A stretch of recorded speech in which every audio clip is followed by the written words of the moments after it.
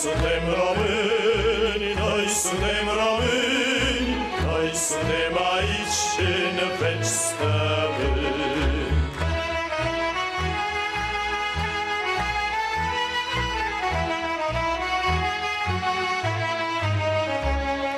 Carte drept pentru noi spre dreapta.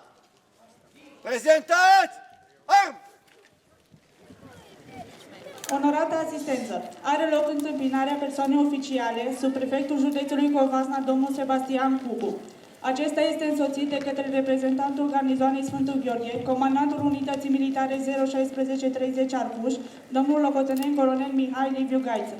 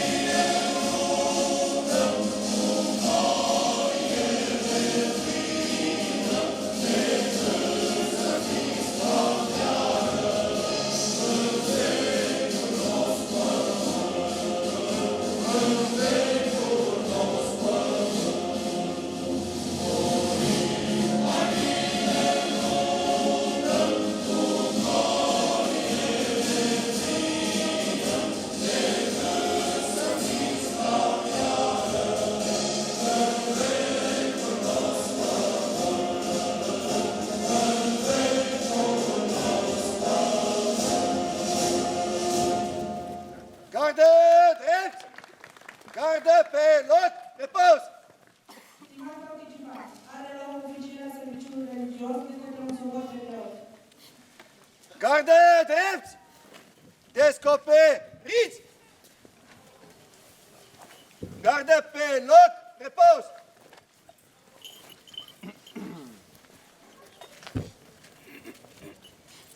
Binecuvântat este Dumnezeul nostru totdeauna, acum și pururea și în vecii vecilor. Amin. Cu duhurile drepților celor ce s-au săvârșit, odihnește Mântuitorule sufletele adormiților robilor tăi, păzindu-i pe dânsi într-o viața cea fericită, care este la tine, iubitorul de oameni, Părire Tatălui și Fiului și Sfântului Duh. Tu ești Dumnezeu cel ce te-ai pogorât în iad și ai dezlegat durerile celor ferecați, însuși sufletele adormiților, robilor tăi, le odihnește și acum și pururea și vecii vecilor. Amin. Una curată și prea nevinovată Fecioară, care ai născut pe Dumnezeu, mai presus de fire, roagă-L să mântuiască și sufletele adormiților robilor tăi. Miluiește-ne pe noi, Dumnezeule, după mare mila ta, rugăciunea, auzi-ne și ne miluiește. Doamne miluiește, Doamne miluiește, Doamne miluiește. Încă ne rugăm pentru odihna sufletelor adormiților robilor lui Dumnezeu.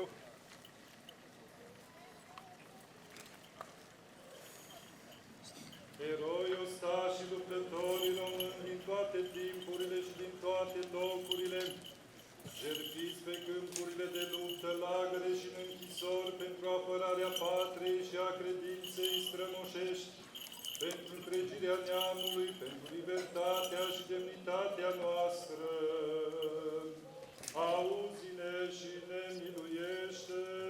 Doamne miluiește, Doamne miluiește, Doamne miluiește. Ca Domnul Dumnezeu să așeze sufletele lor unde drepții se odihnesc, mila lui Dumnezeu, împărăția cerurilor și iertarea păcatelor lor, de la Hristos Împăratul cel fără de moarte și Dumnezeul nostru să-i cerem, Domnului să ne rugăm. Doamne, Doamne miluiește. Dumnezeul duhurilor și a tot trupul, care ai călcat moartea și pe diavol l-ai surpat și ai dăruit viața lumii tale, însuți, Doamne, odihnește spleterea dormiților robilor tăi pomeniți, în loc luminat, în loc verdeață, în loc de odihnă, de unde a fugit toată durerea, întristarea și suspinarea, și orice greșeală au săvârșit ei cu cuvântul, cu lucrul sau cu gândul, ca un Dumnezeu bun și iubitor de oameni, iartă-i. Că nu este om care să fie viu, să nu greșească, numai tu singur ești fără de păcat. Dreptatea ta este dreptate în veac și cuvântul tău adevărul. Că tu ești învierea și viața și odihna adormiților robilor tăi pomeniți, Hristoase, Dumnezeul nostru, și ție slavă înălțăm împreună și celui fără de început al tău, Părinte, și prea Sfântului și Bunului și de viață Făcătorului tău Duh, acum și pururea și în vecii vecilor. Domnului să ne rugăm. Doamne miluiește! Doamne Iisuse Hristoase, Dumnezeul nostru, Dumnezeul îndurărilor și a toată milostivirea, a cărei milă este nemăsurată și iubire de oameni adânc neajunsă, la ta slavă căzând cu frică și cu cutremuri, ca niște robi nevrednici, cu milință aducem acum mulțumire bunătății tale pentru binefactorile ce au fost asupra poporului român. Și ca pe Domnul, Stăpânul și Binefăcătorul te slăvim, îți cântăm și te lăudăm.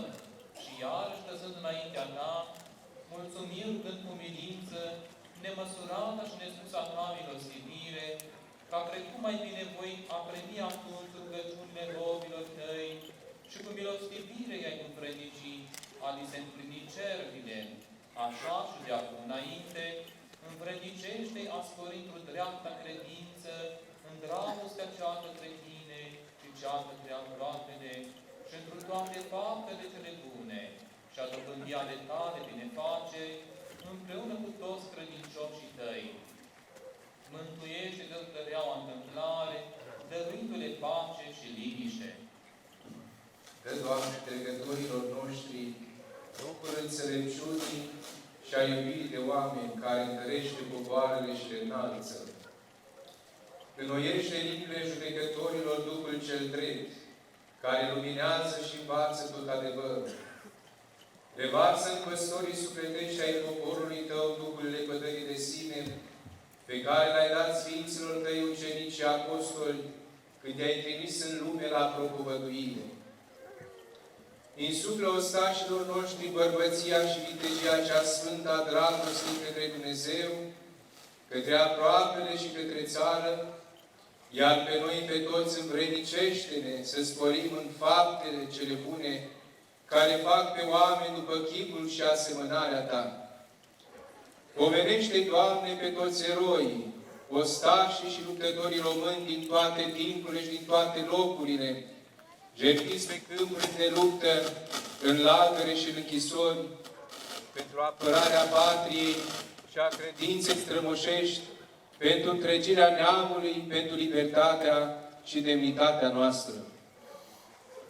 Auzi-ne, Doamne, precum ai auzit cu milă și rugăciunile părinților noștri, când chemau ei ajutorul și îndurările Tale asupra lor și asupra țării acesteia, în care se preamărăște numele Tău, și ne învrednicește pe toți ca totdeauna mulțumire să-ți aducem, cele prea bune să grăim și să-ți cântăm Ție, Celui fără de început al Tău, Părinte, și prea Sfântului și Bunului și de viață Făcătorului Tău, Dumnezeului Celui slăvit într-o ființă. Slavă Ție, Dumnezeului nostru, Dătătorului nostru de bine, în vecii vecilor. Într-o fericită dormire veșnică, odihnă fă, Doamne, ostașilor și eroilor români, din toate timpuri și din toate locurile și le fă lor, Doamne, veșnică pomenire. Veșnică pomenire, veșnică pomenire, veșnica lor pomenire. Dumnezeu să ierte, să odihnească. Gardă drept! Acoperiți!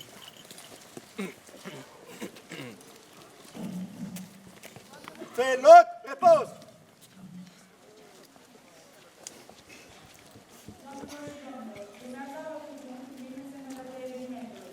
Adresăm invitația domnului Sebastian Cubu, prefectul județului Covasna, să ia cuvântul.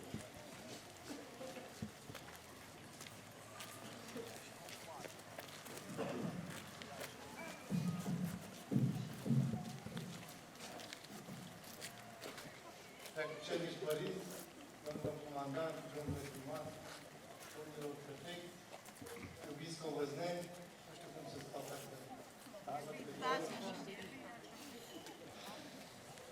Înainte de toate, dați-mi voie să dau citire mesajului prim-ministrului României cu ocazia Zilei Naționale a României, după care, cu permisiunea dumneavoastră, să mă îngăduiți să vă adresez două cuvinte. Este sărbătoarea unității poporului și a statului român, moștenire de preț a întregii națiuni române. Astăzi se împlinesc 104 ani de la cel mai important moment al istoriei noastre ca națiune, când la Adunarea Națională de la Alba Iulia, reprezentanții tuturor provinciilor istorice românești au decis în unanimitate Marea Unire necondiționată și pentru totdeauna cu Regatul României. Acel moment memorabil, născut printr-o puternică mobilizare politică și socială a înaintașilor noștri, care au adus la împlinire visuri de unitate națională, reprezintă și fundamentul României în care trăim generațiile de astăzi. Așa cum națiunea română este rezultatul evoluției istorice, statul român modern este reprezentatul națiunii ca produs istoric. Marea Unire de la 1 decembrie 1918 a venit firesc, după multe alte evoluții esențiale pentru întregirea națiunii române. Opera marilor cărturari ai școlii ardelene, mișcarea de eliberare de sub domniile panariote, efervescența mișcărilor revoluționare din 1848, curajul celor două principate române de a se uni într-un singur stat la 24 ianuarie 1859, câștigarea independenței în 1877 și cel mai important, jertfa de sânge a poporului român, care și-a câștigat dreptul de autodeterminare în primul război mondial. Odată cu Marea Unire, poporul român și-a câștigat dreptul la autodeterminare, un act de dreptate binevenit al istoriei noastre. Tot ce a făurit bun România modernă a reușit prin unitate de voință, când poporul și elitele sale au avut împreună obiectiv național major. Poporul, teritoriul și suveranitatea au rămas de atunci pilon de bază ai statului român. Oricât de grele au fost încercările istoriei, poporul român a rezistat și s-a dezvoltat prin unitate. Împreună, românii și-au apărat teritoriul și suveranitatea. Împreună au alungat regimurile totalitare care ne-au întunecat istoria timp de jumătate de secol. Ne bucurăm astăzi de statutul de membru al Uniunii Europene, aliat respectat și de încredere al NATO și de parteneriate strategice cu alte state care împărtășesc valorile democrației și statului de drept. Dragi români, este minunată emoția pe care o trezesc în noi reușitele oricărui român și izbânzile noastre ca națiune. Cred cu tărie că mândria de a fi români poate reprezenta un obiectiv de suflet al nostru, al tuturor.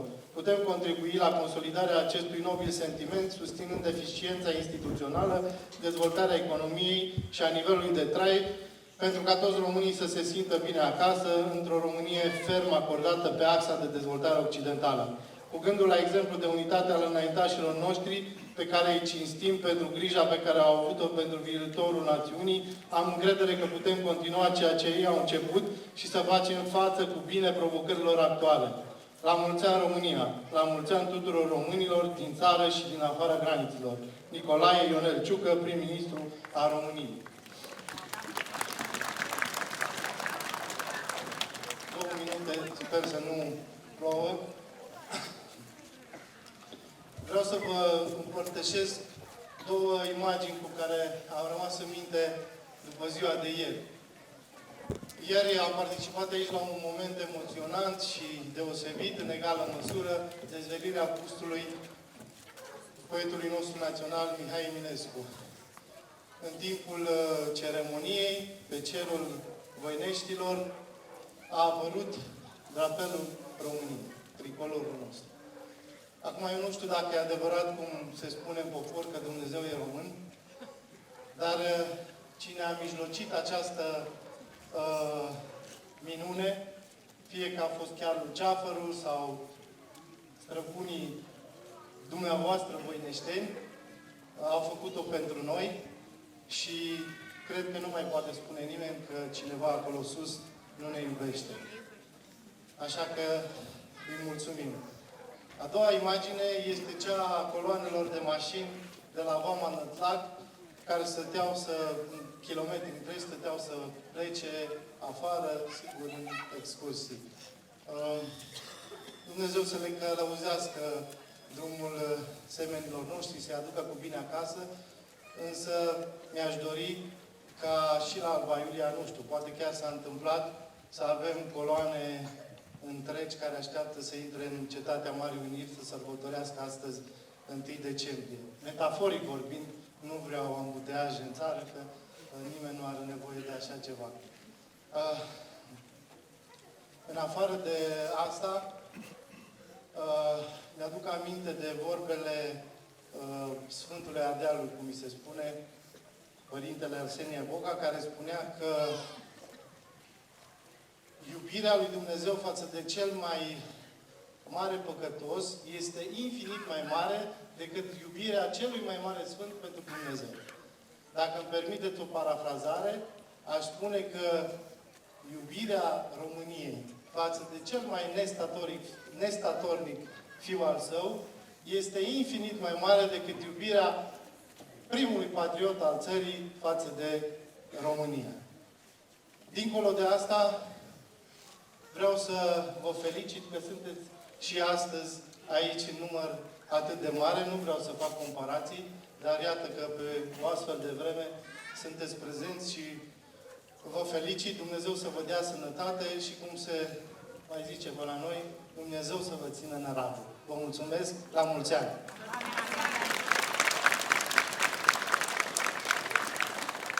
În continuare, ne va adresa câteva cuvinte domnul locotenent colonel Mihai Liviu Gaiță, comandantul Unității Militare 01630 Arcuș.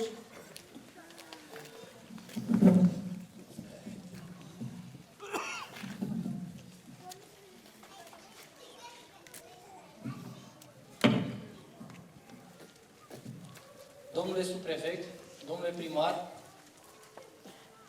preacucernici părinți, stimați conducători ai structurilor administrației publice locale, onorată asistență, dragi camarazi.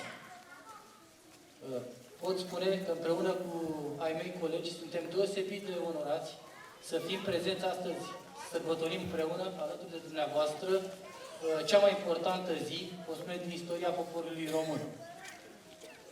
Cu permisiunea dumneavoastră, voi da citire mesajului Ministrului Apărării Naționale cu prilejul sărbătoririi Zilei Naționale a României.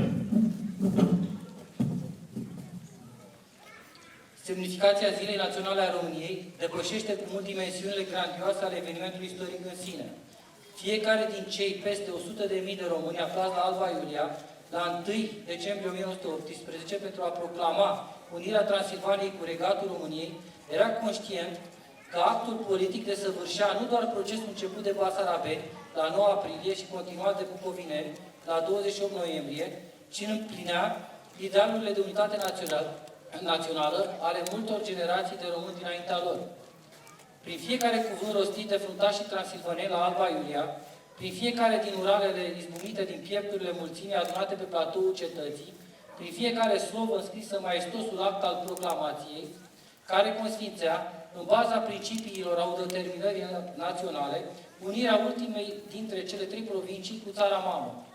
Răzbăteau de peste beacuri vocile tuturor celor care au luptat pentru unirea tuturor românilor în trupul aceleiași țări, patrioți crescuți și trăiți, având sădit în inimi exemplul lui Mihai Viteazu, cel care vestea lumii la 1600 despre scăunarea sa ca domn al Munteniei, Ardealului și a toată țara Moldovei.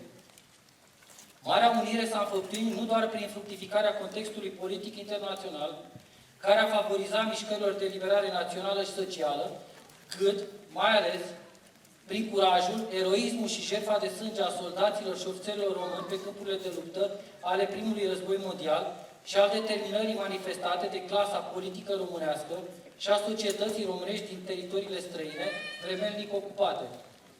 Armata română a avut atunci, la fel ca în cele mai importante momente istorice ale țării, un rol determinant, a reprezentat un factor de echilibru și coeziune națională în stabilirea și menținerea pe termen lung a deciziilor politice importante și continuă să fie, pentru societatea românească de astăzi, un reper moral și educațional de prim rang. De aceea, nu doar în această zi, ci fiecare dintre zilele hărăzite de Dumnezeu, se cuvine să aducem un omagiu pios tuturor eroilor națiunii române, căzuți la datorie în toate bătăliile și în toate luptele purtate în numele țării noastre și pentru unitatea tuturor fraților de același sânge. Actul de la 1 decembrie 1918 rămâne pentru națiunea română, în ansamblu ei, simbolul unității, dezideratul care a înfruntat cu străincie veacurile și care a vitalizat toate resursele națiunii române. Identității noastre naționale, întărite prin hotărârile adunărilor plebiscitiare ale anului 1918, din Basarabia, Bucovina și Transilvania, îi se adaugă dimensiunea europeană, integrarea euroatlantică fiind dovada recunoașterii României drept un actor responsabil și un factor de stabilitate regională, într-o perioadă dominată de amenințări la adresa securității Europei și de profunde transformări geopolitice. Din păcate, după mai bine de 7 decenii, de la încheierea celui de-al doilea război mondial, Europa cunoaște din nou ororile unui conflict absurd, nedrept și devastator.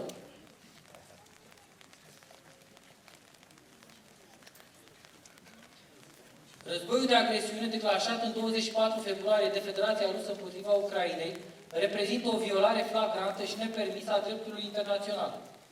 Condamnând în termenii cei mai fermi această invazie, România susține alături de NATO, de Uniunea Europeană și de comunitatea internațională responsabilă suveranitatea și integritatea teritorială a Ucrainei în granițe sale recunoscute internațional. Țara noastră va continua să ofere sprijin multidimensional Ucrainei, care include asistență umanitară, sprijin politic, diplomatic și economic și va acționa pentru consolidarea sprijinului Uniunii Europene pentru țara vecină.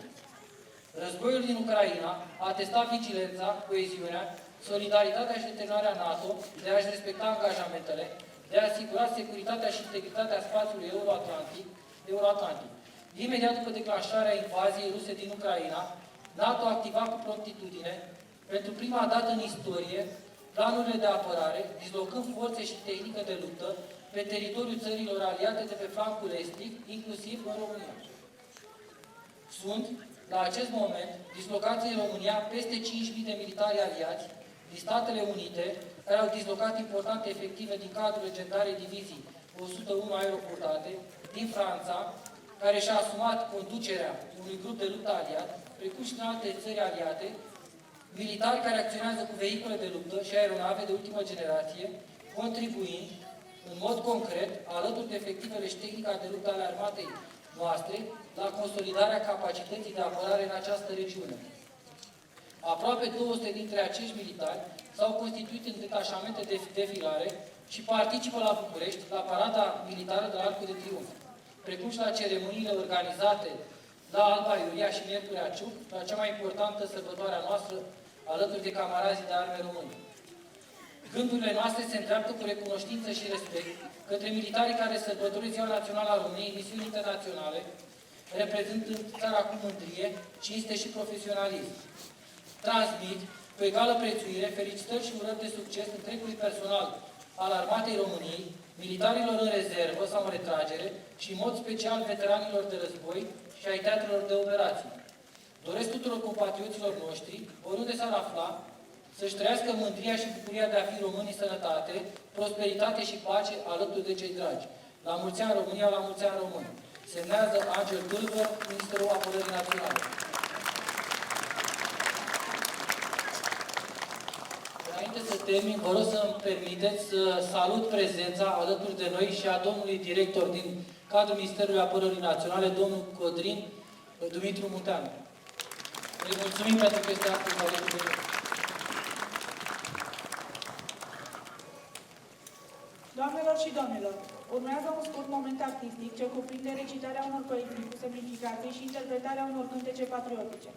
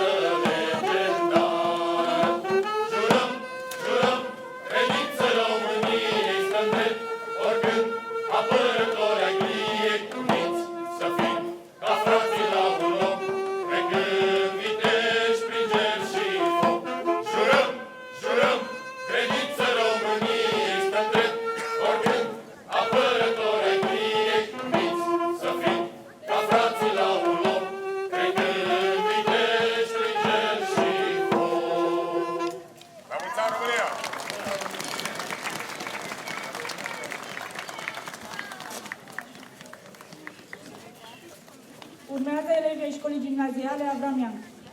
Acasă e visul fiecărui om, dar nu oricum, ci un ideal de casă.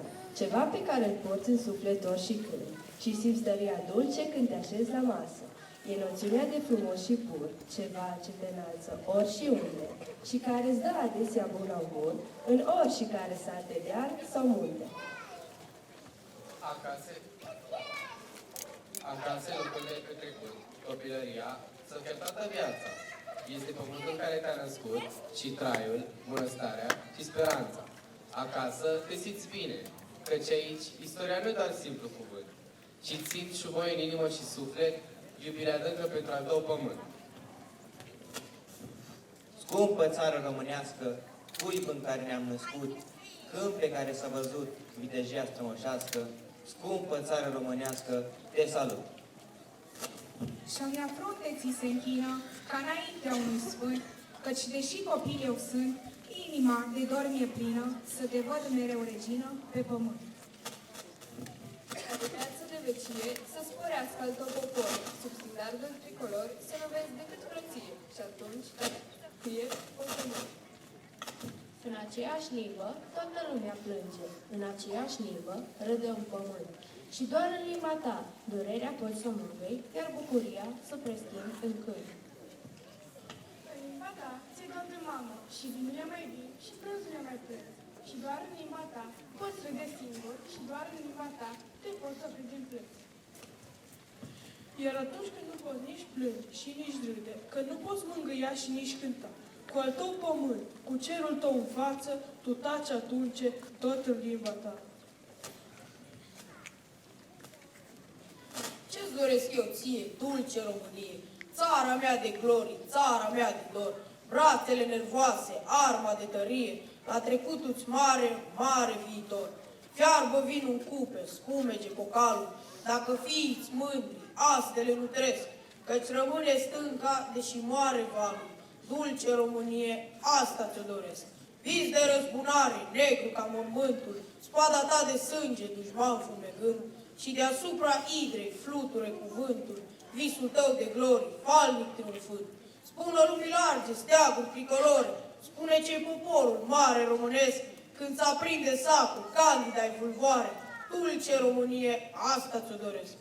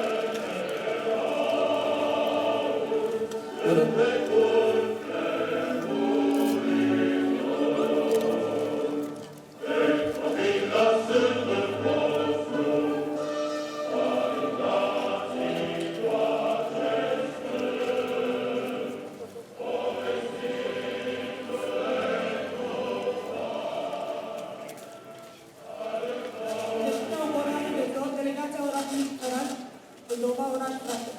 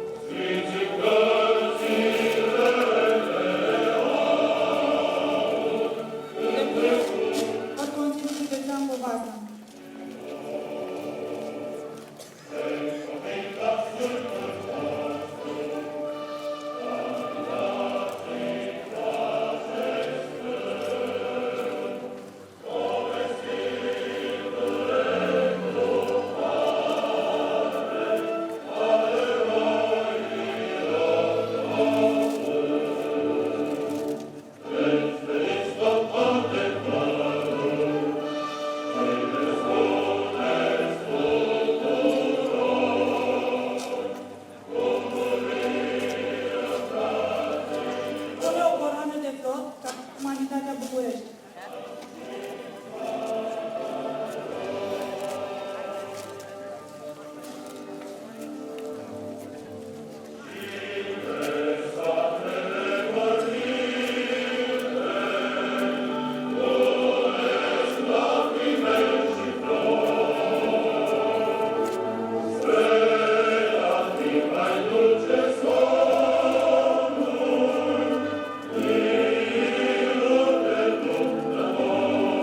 Depune o coroană de flori Gospodăria Comunală Covasna.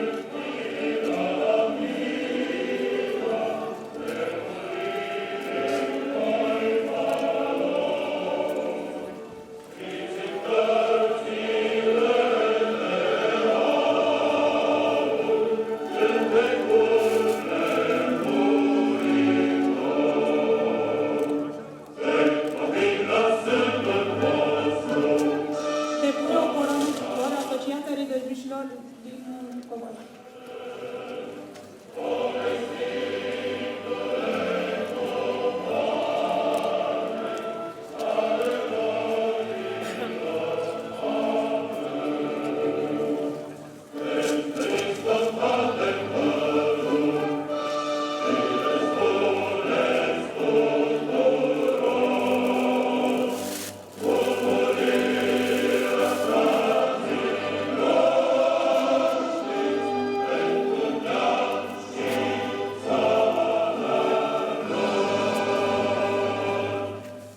Depune o coroană de flori Societatea Comercială Gost Transport.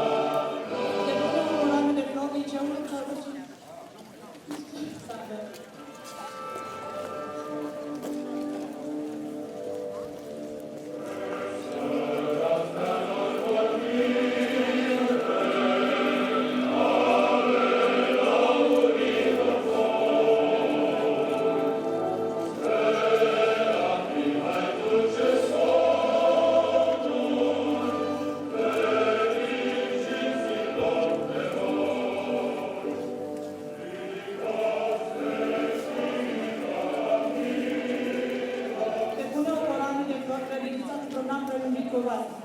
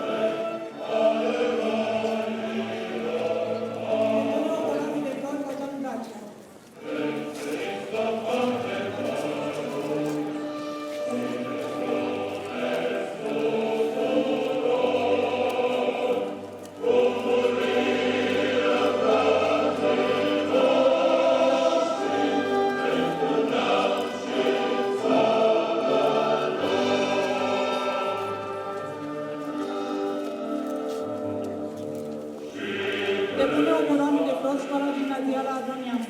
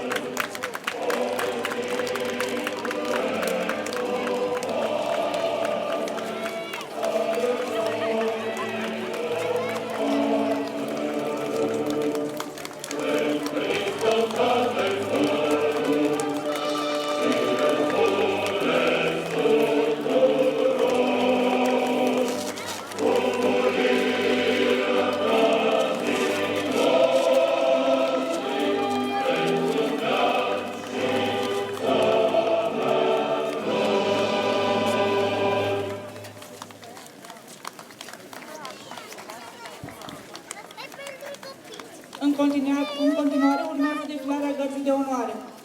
Gardă drept! Pentru constituirea dispozitivului de defilare.